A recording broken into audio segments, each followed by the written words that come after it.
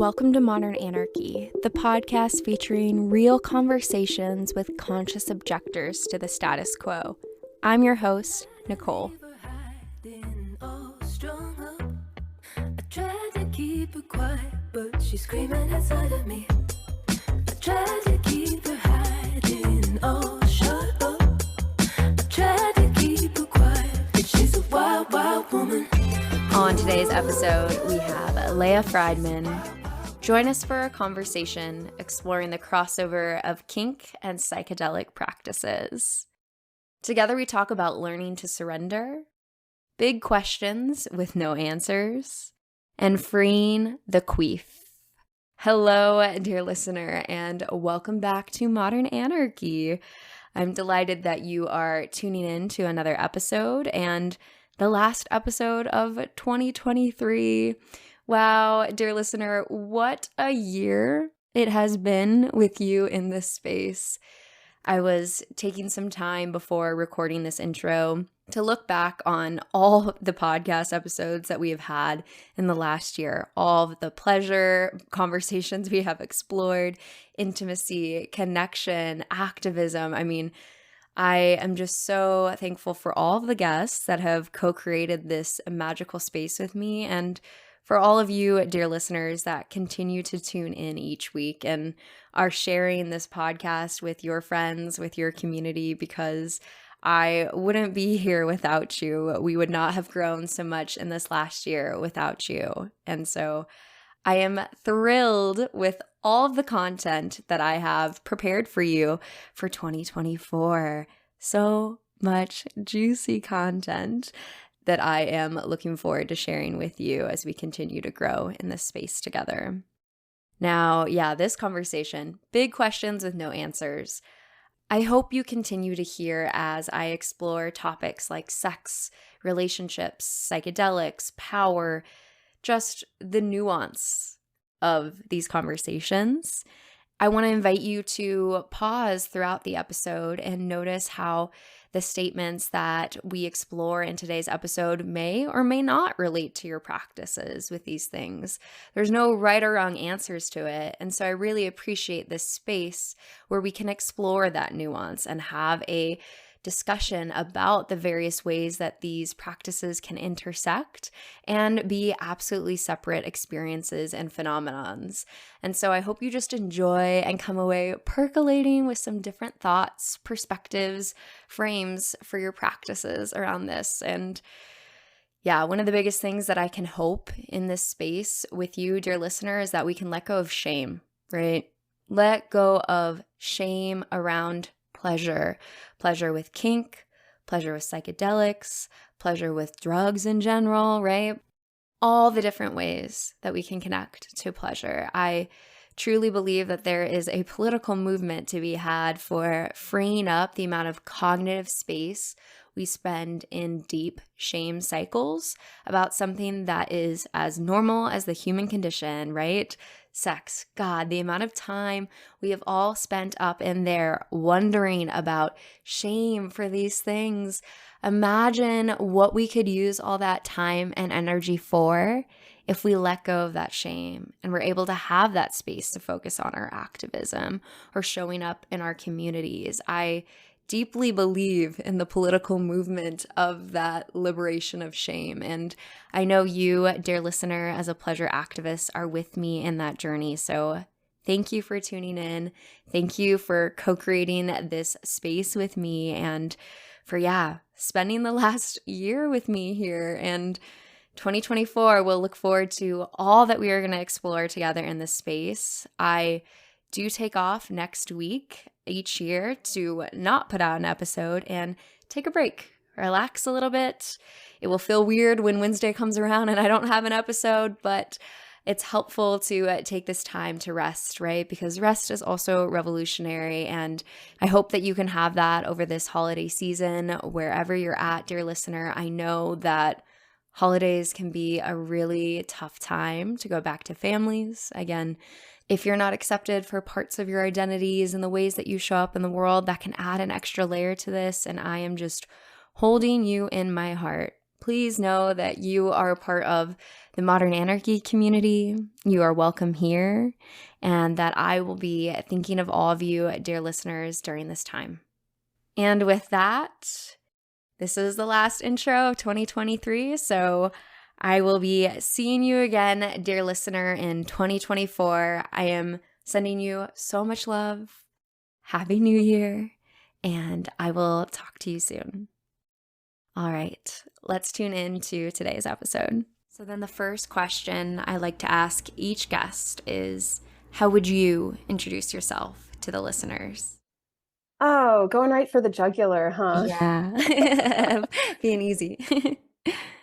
Who am I? It's such a basic question in some senses, and then it's the unanswerable, right?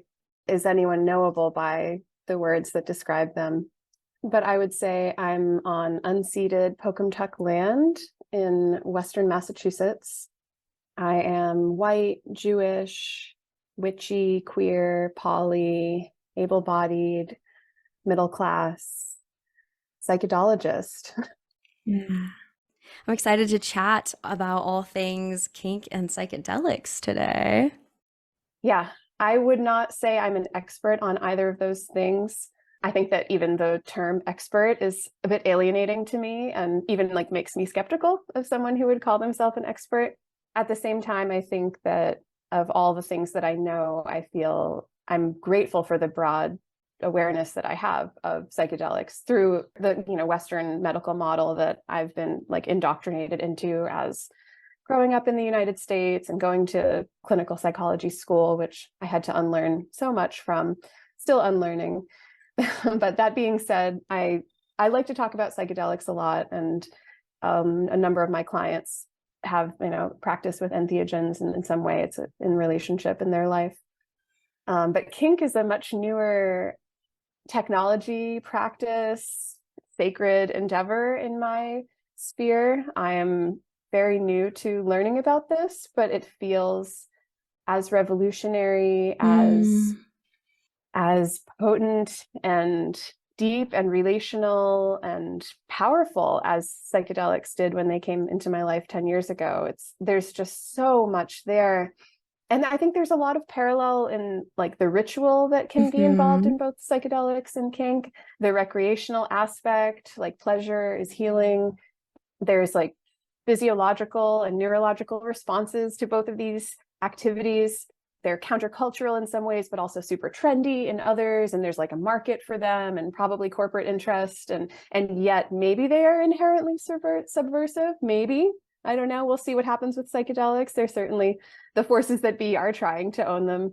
So yeah. Right. Ooh, juicy combo of the two.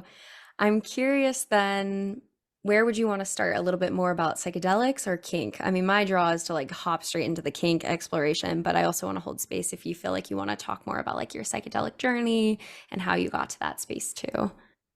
Well, I don't want to make this episode be redundant for your listeners. Would you be willing to share just a few moments about your kink journey? Because I don't know.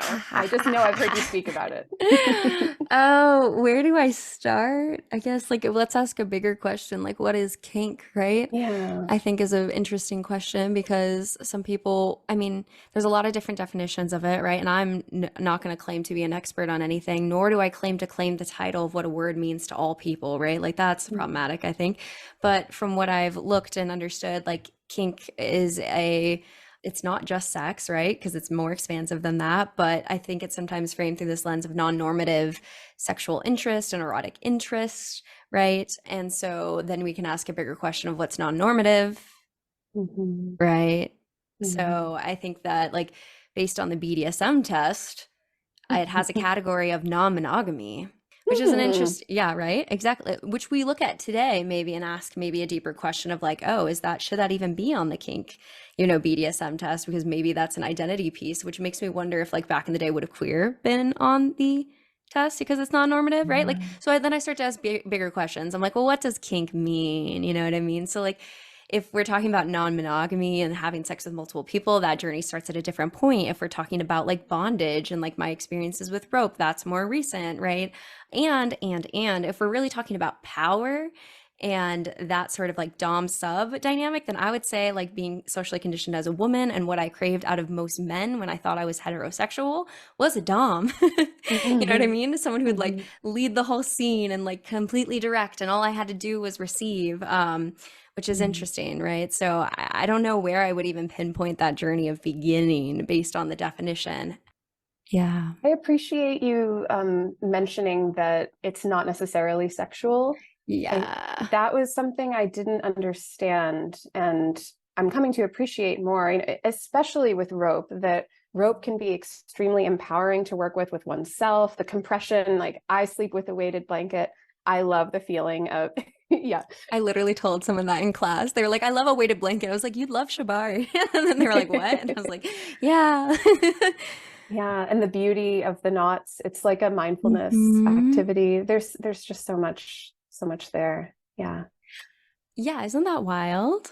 I think there's so much there for people to expand into understanding that for me, it's a sensual practice, Mhm. right? And an art and all these other pieces. But when I say kink, someone's like, oh my God, they do what? You know, like it just brings up so much for so many people, depending on that word. But once you get into the actual practices of it, and like you said, like the art of it and the sensual embodiment of it, it can mean so much more than I think what people originally start to like see it as. Yes, yes. I have a podcast about consciousness, and my dear friend Megara came on the show, and she said something like, BDSM doesn't have a very good like marketing packet. You know, it's people think dungeons, ooh, scary, like being Yeah. beaten up, and Yeah. it's if that's hot for you, yes. And a dungeon can look all kinds of ways, but this is something that right that you can do in the comfort of your own room with yourself. I'm also appreciating that like this is play that one can engage with a partner Hmm. or a non-romantic person, a friend. Like Totally. a friend flogged me. You know, it Yeah. was not sexual. It was very sweet. It was entirely the same as what we had been doing a few minutes before, which was adjusting each other in yin yoga poses. Like it was Mm. just another way of deepening in the five senses, right? Like getting into the body in the present moment, that mindfulness aspect. Yeah, but I mean, it can be really hot too. I'm not going to say it's not. Right.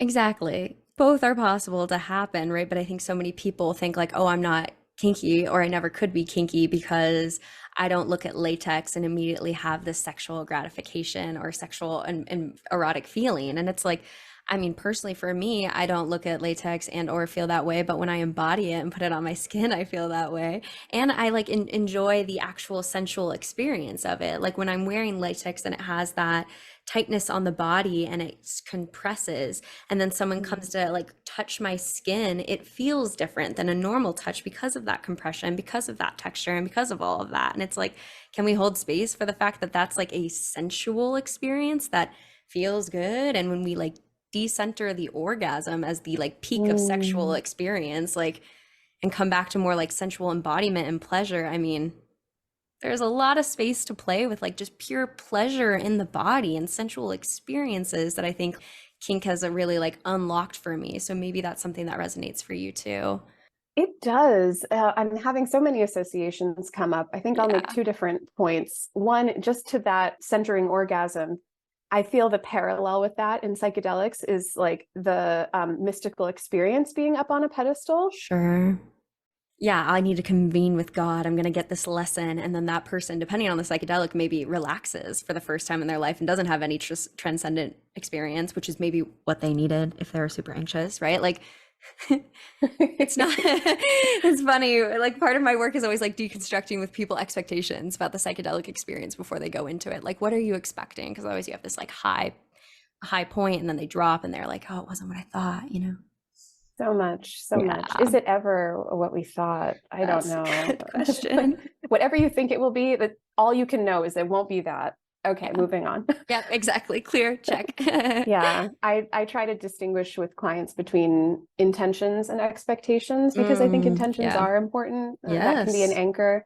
And intention is also something that we can sort of like hold and then release, giving over trust to whatever unfolds being what we need. The associations that and projections of others around both of these practices, Sure. when I started working with entheogens and was pretty sure that no one in my family on either side had ever done that. Uh-huh. Though in one of my first ayahuasca ceremonies, I had this like sense that maybe my Czech grandmother had sat with medicine. It was really weird.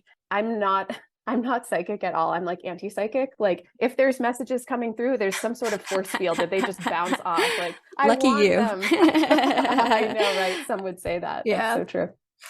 Well, but there was a knowing, and she did spend a lot of time in the Southwest, and I know she had connections to Indigenous peoples there. And she was a bit of a secretive, naturey woman. She grew up in the backcountry in the Czech Republic, and she was super integrated with nature in the way that she lived. She would just like go live off grid for 6 months out of the year sometimes, just like run away.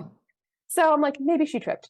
Yeah. But apart from that, I didn't think anyone in my family would understand this experience, and nor did I have any friends that journeyed either. I was a basic bitch, as they say, and it was really frightening to start talking about it. And I held in my body my expectation of the judgments of other people, and even like their projections. Like my mother was so upset and scared, and she begged me not to take psychedelics, and I was like, this is helping me so much. It was just such a mind fuck for my mother to not want me to do something that was healing lifelong stuff that I had contended with. But then I would take that on of like, maybe I shouldn't be doing this. Like maybe this is really weird. Yeah. But I spoke about it anyway. And I feel like when I communicate about psychedelics now, there's really next to no shame. And I can allow people to hold their projections and do whatever they do with their projections. I'm not going to take those on. But with kink, I don't feel like I have that muscle as developed, and yet, Yeah. there's a lot of misunderstanding and fear. Yeah, and getting in trouble, depending on the spaces that you talk about it in, right? That's the tricky nature of all of it, I think, or at least my lived experience with all of it. That's making me think of witch hunts. I just want to name Oh, that. totally. I have told myself many a times down this path that I am willing to be burned at the stake. And like, I guess like, obviously that's a dramatic statement. Like I have a lot of privilege, et cetera, right? Like that's probably not going to ever happen. But I guess I think there's still a lot of ways in which witch hunting happens actively in the field of psychology and certainly outside the field of psychology, right? But as someone who's always been like, oh, I'm in this field, this is human nature, we should be able to talk about the things of human nature. You would think that you could do that. However, it's still so present. So yes, like I feel that witch hunt, and I listen to songs about like, yeah, like going through that fire and doing that. And like, that has been my movement with this, because you know what pisses me off is like, look at all of that like internal energy that you had to spend on like, what happens if, and like, what if we let go of the shame enough that we had free space in our minds? Do you know what I mean? To actually use that for other energy in our life, rather than going around and like, oh my God, what if someone finds out that I had this really intimate sensual experience with latex and whatever, you know, like, wow, like so much of our cognitive space is like so deep in shame about this stuff that are beautiful, intimate, romantic practices. And psychedelics, deeply healing practice. Like I am so frustrated with the amount of like internalized shame we have because of this society. Like it's a whole part of why I do this. Like put it out there. Let's talk about it, because I know when we look at the research and it's like 80% of people have BDSM fantasies, there are millions of people holding the shame that they could not express this to someone without it being, you know, life detrimental, all of that sort of stuff. And again, it is, given our society, that's accurate, but like we got to change the narrative. Yeah, right. Just can't. Yeah, I met this woman who said, you know, what do you think we were having sex on before there was furniture? Like hard rocks and spiky pine needles. And so fortunately, I get free acupuncture with my state health insurance. There's this clinic downtown, so I just went down and got free acupuncture today on my ears, and I was like, this is kind of kinky in a sense, right? Activating those spots. Oh, totally. I mean, I think that's for me a huge piece of this is like once I started to deconstruct the idea that kink was purely sexual, right? And like start to realize that like, oh no, like it's for me, right? Again, not for all people. For me, it is a sensual embodiment practice that sometimes goes to the erotic, sometimes does not, and it's sometimes deeply psychological.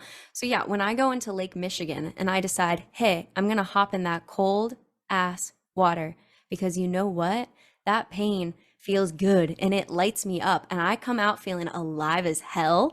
Yeah, I look at that these days and I'm like, damn, that's a little kinky, y'all. Fuck yeah. I love cold water dips. I'll get in cold water anytime. I will strip down. Let me get in Yeah. that. And yeah, what does it feel? Like, like when we hop in that cold water? I know one of my partners like laughs because every time I get out, I always go, "This is the best I've felt all day."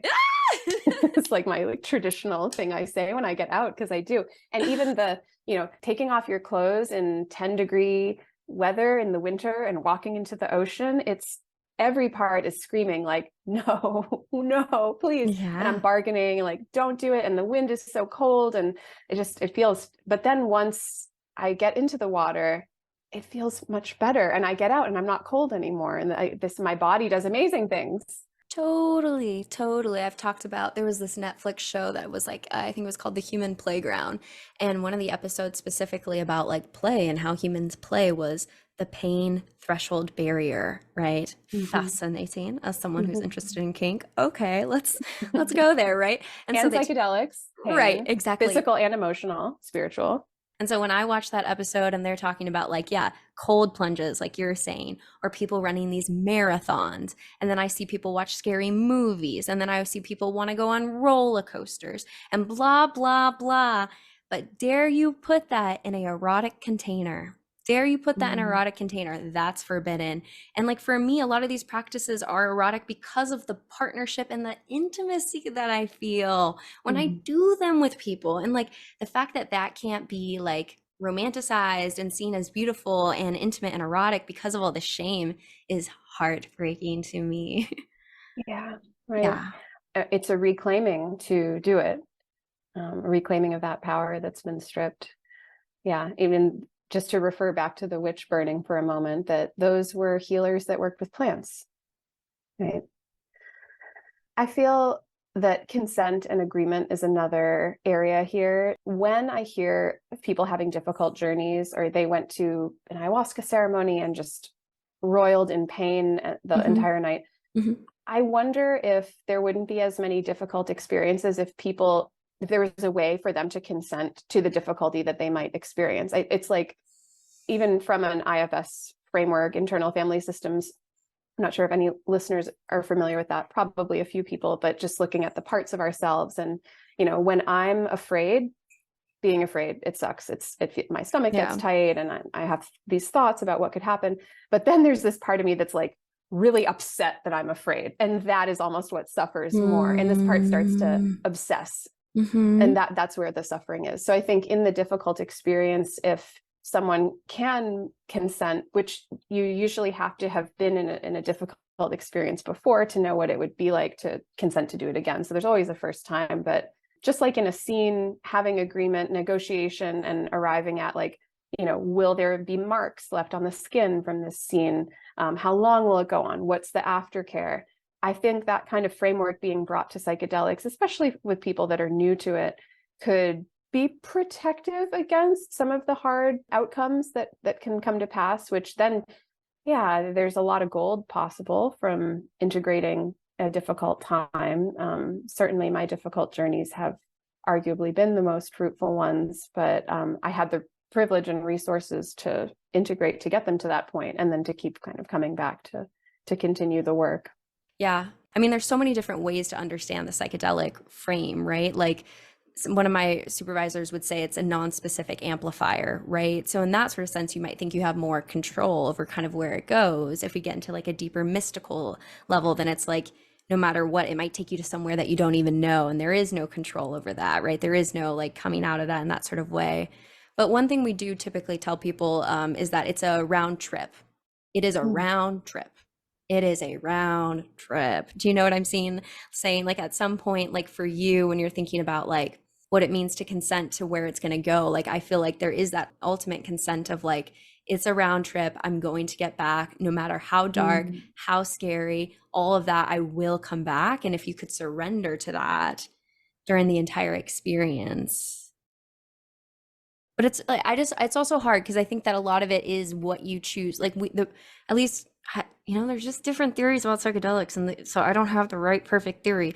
But like when we talk about intention setting, and you have an intention, like some people start to have other thoughts come up during psychedelics, and you redirect it back to the intention. You know what I mean? Mm-hmm. So it's hard then when you have these experiences that take you to places where you didn't plan at all, and it takes you to something in a way that's like seems like it's maybe your inner healing wisdom, maybe God, whoever you want to define that. It takes you to somewhere that maybe you didn't want to go, that you like it's taken you there. So like I certainly don't have any of the answers of how psychedelics work, but it's complex.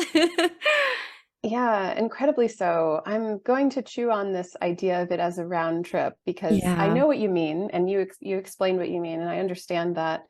And I still have questions. Like, yeah. Maybe it's not a round trip because you get to a different place. You know what I mean? Like you start here and you go to a different place no matter what, but you won't die. You know? Well, yeah, hopefully not. Parts of you Yeah. may die. Yes. And certainly people have had near-death experiences, and people have died while on psychedelics. That's true. That's true. That's true. I guess I put that in the frame of like ketamine when I'm doing it in the clinic, and ketamine, like we were doing it in such a controlled environment with such a low dose that it's impossible. But yes, you're right. Like on some psychedelics, it's very possible. And ego death being a good psychedelic experience. I've never had that. So, I mean, maybe not. I mean, I've certainly had ego death, but never maybe to the level that my supervisor was talking about, at like true ego death being like such a painful psychedelic experience that like only if you allow yourself to really go there can go there and hit that point. But is beyond my level of current heights that I've climbed on psychedelics. I keep climbing higher, but you know what I mean? Yeah, I haven't gotten to that point where I think what were they saying? Like they felt like they were a rock that dropped to the bottom of an ocean and was just complete egoless and like couldn't speak and all the things. I was like, fascinating. There's a lot of heights to climb to in this, space. And depths to swim. Totally, totally. And I think for me, one of the ones when I think about like a crossover between kink and psychedelics is like the power of the guru, the power of your first dom, like that first person that takes you into this world, which is different, right? If you've come from a non-kink practice, if you've never done psychedelics, like that person who takes you into that world. Like you'll fall in love with your first dom. You will fall in love with your first dom who takes you into that space, and like the first psychedelic guru is a problematic word maybe, right? But like sometimes people will manipulate that power and use it against you in a lot of different ways. So I think that's one important piece, especially given that both are very underground in a lot of ways to kind of like talk about. I think that's important. Yeah, thank you for bringing that up. I too was thinking about authorities and this crossover. I mean, I think the same could be said for like you'll fall in love with your first sub and Totally. the experience that they take you through, right? Sure. It's so and I like this expression, who's holding the leash? Yeah. The But, sub, right? Technically. right. And it can be, yeah. I've read Topping and Bottoming by Dossie Eaton and Janet Hardy. They're icons. Love them. We are the next generation of them, baby. Oh my goodness. If I could only hope to be so impactful. But yeah, I'm thinking about the authorities, and then in my own practice with the mushroom specifically, I feel that my relationship to the mushroom may be above any relationship to another human when it comes to like what I should do and what I'm learning from that container. I definitely have teachers, mentors, support, peer supervision. That's so such a godsend, a goddess send, and I wouldn't go without it. But what I really wouldn't go without is my work with the mushroom myself. I would not be fit to support people on a psychedelic path if I was not in my own. And I'm thinking about, so it's like my relationship to the mushroom, and then thinking about kink, it's kind of, yes, there's the relationship to a dom or a sub. And then there's the relationship to my body and parts of me that recognize that I've been exploited in the past and that might have hard time discerning, am I subjecting myself to exploitation now? Is this actually a limit? Have I gone past my limit and I'm wanting to, prove something or receive like a type of love that has nothing to do with this.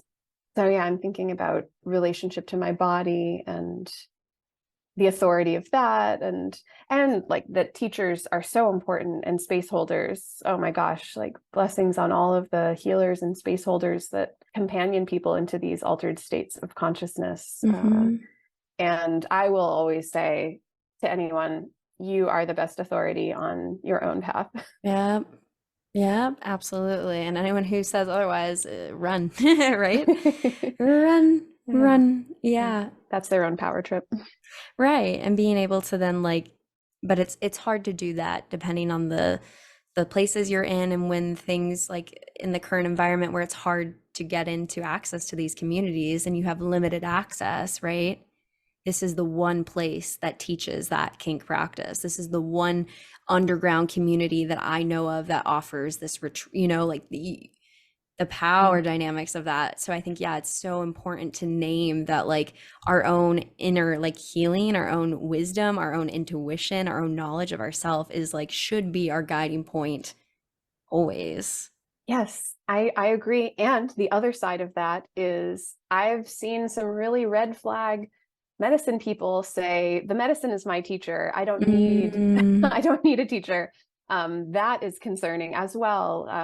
I don't think that the mushroom would teach me everything that I need to know about working with people. I think I need to learn. I need to continue learning and being in integrity in that way of, like, IFS has been a huge game changer in my life as well in the last year and a half. So I need teachers for that. Like, I'm not learning that from mushroom space, but from direct experience with my parts, I'm learning that too. So there's this kind of, it's a mycelial web. We'll just call it that. Yeah. I remember specifically like an episode like way back early in the podcast when someone had said like the mushrooms healed her.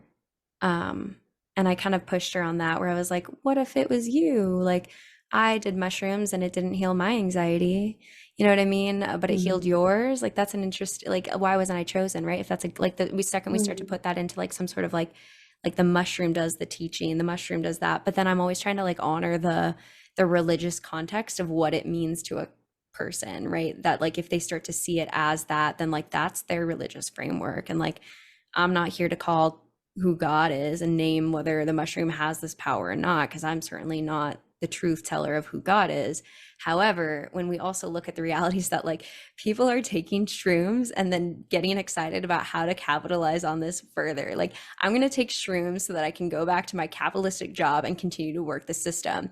So like, at the end of the day, like, the psychedelics are not inherently pulling us out and like teaching us all the things we need to learn, right? Because we see people who use it for like destructive for their power. I think that like idea of the like 1970s thought of like, oh, we're just going to drop acid in the water and everyone's going to have this experience and everyone's going to be on the same page. That is not happening. Not even close. Not even close. That would be very non-consensual. Totally, I know, totally. I mean, yes, but we could save the world. But that's the thing, is that even if someone did that horrific act of non-consent, it would not change the world. The amount of clients that I've worked through that like you think that like, oh, just give them some psychedelic and they're gonna have this great experience, it's gonna change everything, and it doesn't. Like, it shakes up the space, it shakes up the snow globe, it brings a ton of content into the therapy room, but like it does not like have this like radical magic bullet change the world sort of moment. It's hard. Non-specific amplifiers, as you said, that's why neo-Nazis and right-wing people can like take psychedelics and love it. There's an article in Symposia about that. Right. Chilling. Yes. Hence why, yeah, that idea of like it being the mushroom is an interesting thought, because it takes someone there, but it also takes, like you said, a right wing into another space too. So Right. I heard someone else say psychedelics can make sociopaths better sociopaths, right? Opening up the creativity to better manipulate and better, I don't know, do whatever sociopathic things that the person wants to do. And you mentioned the giving the power over to the medicine, like ayahuasca saved my life or cured my eating disorder. I think that can disempower our innate healing intelligence, as well as, like I said, the relationship to the medicine. Similar, like someone could say like, my dom saved my life or whatever. And that's beautiful. Like that gratitude and devotion and reverence. Like I love that. Yeah. And like, yeah, don't forget you were there too. And the healing is in the container. For me, the healing has been in these containers in the relationship, and the relationship can be tended like I might tend to a partner in a certain way and they may tend to me, and then we can tend to the relationship, and that's a completely other thing. Sure, sure. And I think a lot of people do the same thing too, and they're like, my therapist healed me, right? My therapist did this, my Yeah. therapist did that. And it's like, no, y'all did that together. Y'all did that together. And if anything, you did it yourself. Like, you were the one bringing the content, you were the one bringing the energy, you were the one doing all of the work out of the sessions, right? Like, it's not your therapist. I feel like that's another common one that like kind of happens as therapy is getting more like prominent with ads everywhere of like better help. I should probably not even say give them like any airtime, you know what I mean? Yeah. All these big ads for all these big companies that are marketing therapy to the world too. I think that's another big one. But like, yeah, even in the Dom sub dynamic, like the sub inherently gives the energy that the Dom plays with. And I know you know that as someone who's read the bottoming and topping book and like the framing of understanding the power.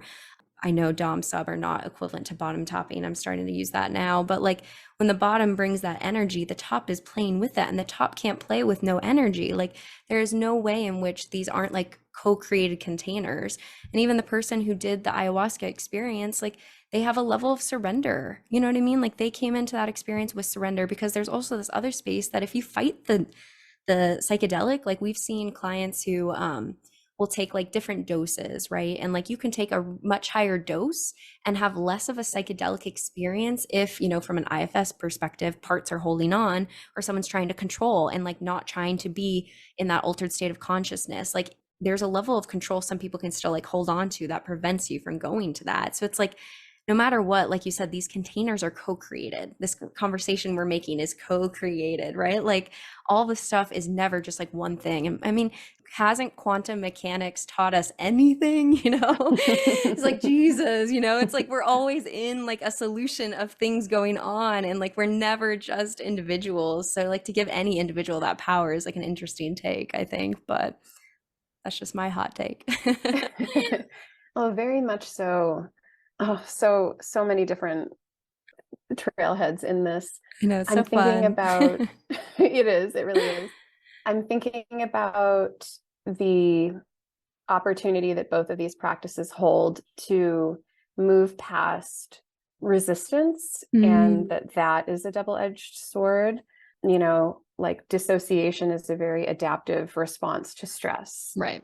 And dissociation can neutralize a trip, where people, no matter how much mushrooms they eat, they might have some visuals, but they won't really journey because the dissociation in the kappa opioid system is like popping off. So it's like you just can't journey like that.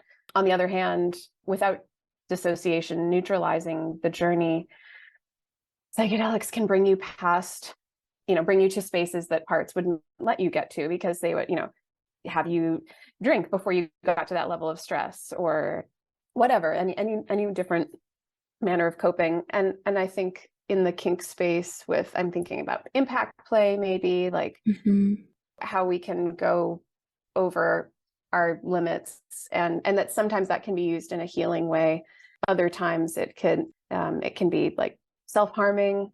That was something in the bottoming book, I think, that was just like, do not use your top to self-harm. This is a really shitty thing to do. I can appreciate and I honor the pain in a system that someone might want to, you know, to self-harm via the support of someone else. It's kind of like, this would be a whole other episode in and of itself, but like, do people have the right to die?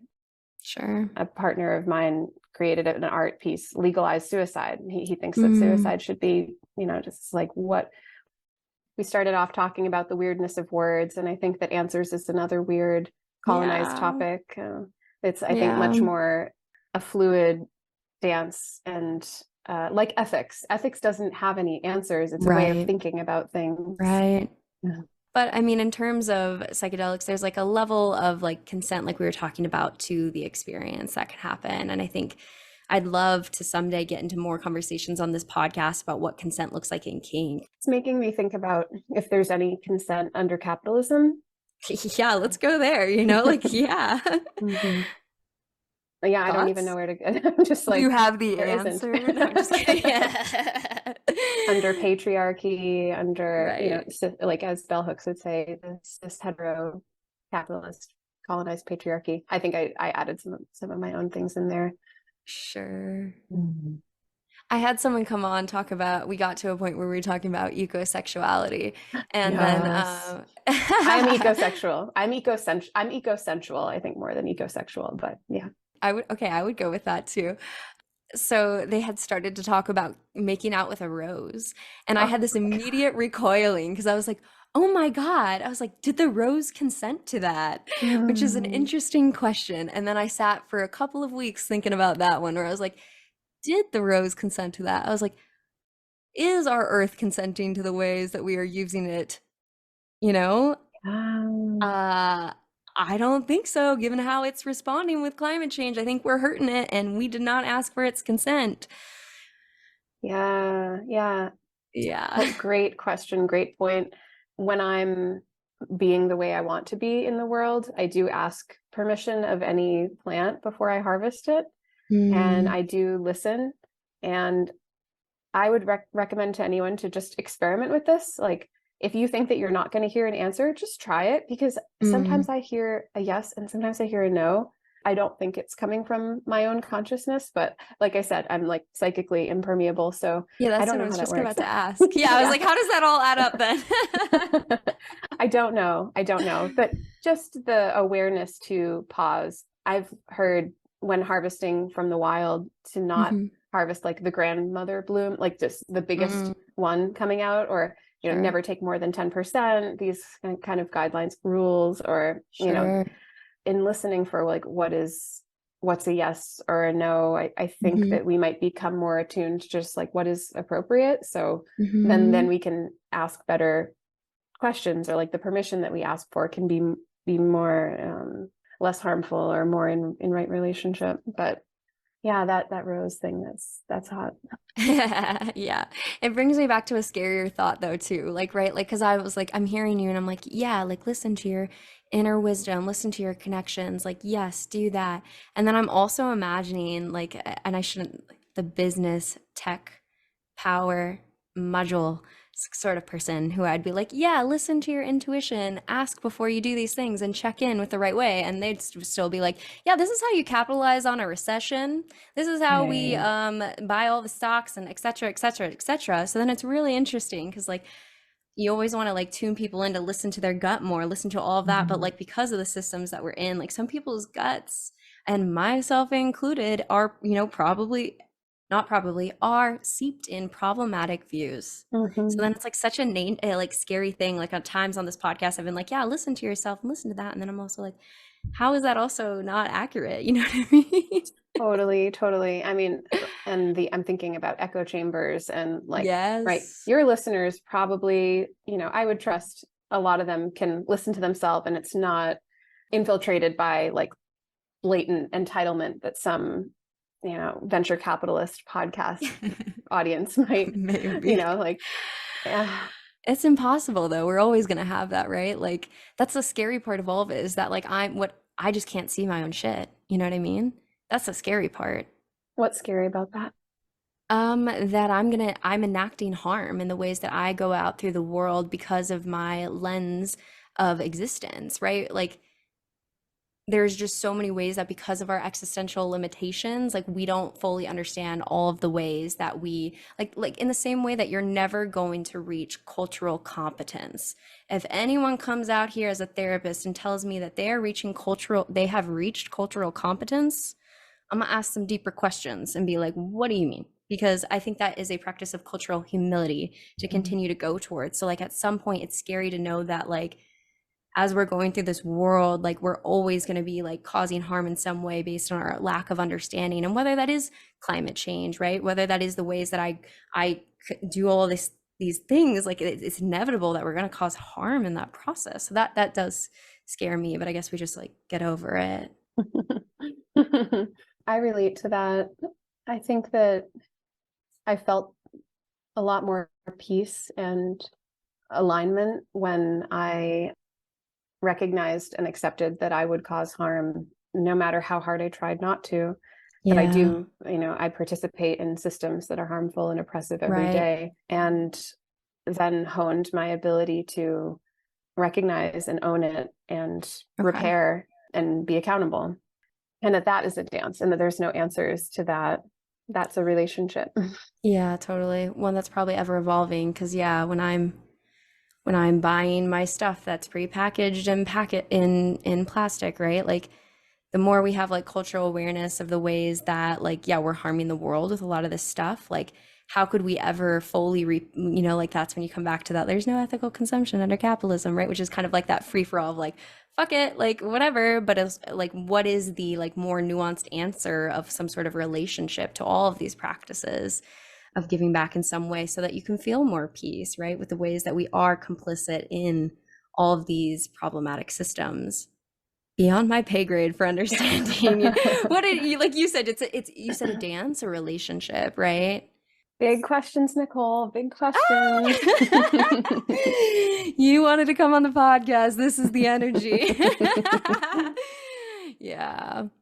But I mean, hopefully conversations. Yeah, right? That's what I hope.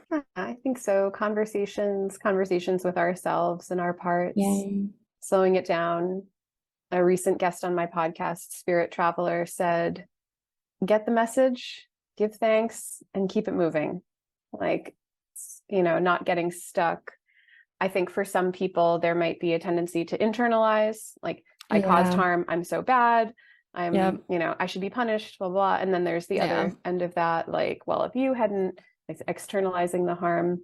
And then there's like, there can be accountability abuse where someone does need to be accountable, but then who they're being accountable to can actually be like, their intention can be to hurt and punish the person. Right. Yeah. And I think that like at the heart of what we're talking about then is like all the different ways that we play with power, right?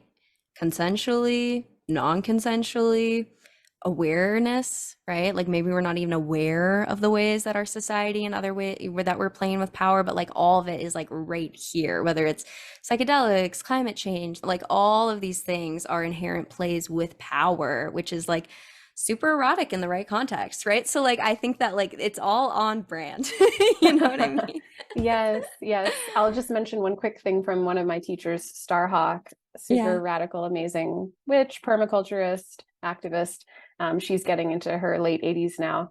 She speaks in, I think it's in Dreaming the Dark, maybe the Empowerment Manual as well, about the different types of power over, right? Like that's what we're very familiar with in this like Western colonized society. Power with is, even like transcending this idea of allies, right? It's like, no, we're not allies, we're co-conspirators. Your struggle is the same as mine. There are differences, and also none of us are free until we all are. Audre Lorde. And then lastly, power from within is another type of power that she talks about.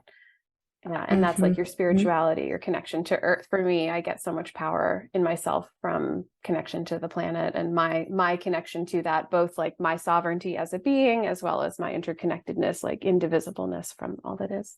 Sure. Absolutely. I mean, at least for me, like nature is like my source of self-care is not the right way. Like these days, like it's what keeps me grounded. Like I can be having any sort of horrific day looking at the systems that like are coming into my therapy room or other sorts of spaces, right? And like seeing that pain, and I can at least look at a cloud and be like, okay, nature, like you're good. Like nature, you're beautiful. Like you're great. Like you're great. The humans are complicated, but you're great.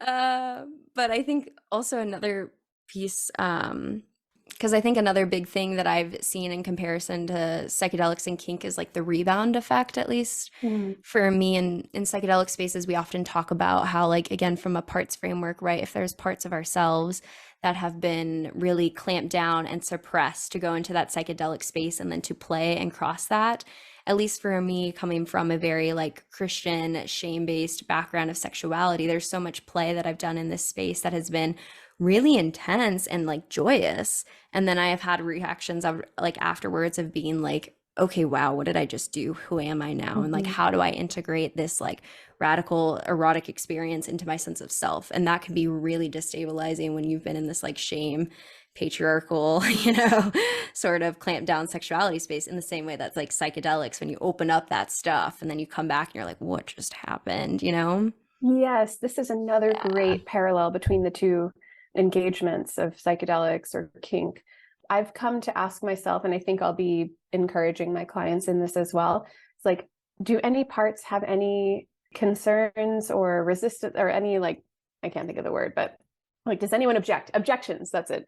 Do any parts have any objections to this? Like, and other parts might want to mute the objections because like, I really want to trip. Like, I need this ceremony. Like they've attached expectation. And so that could drown out the voice of a part that's like, might just have a need about the ceremony, that something happens before or after, or maybe that, the ceremony doesn't happen right now and it has to wait. But to be, as one of my teachers says, like, be Oprah Winfrey at the head of the table. Everybody gets to speak. Like, we're going to find a way that works for everyone.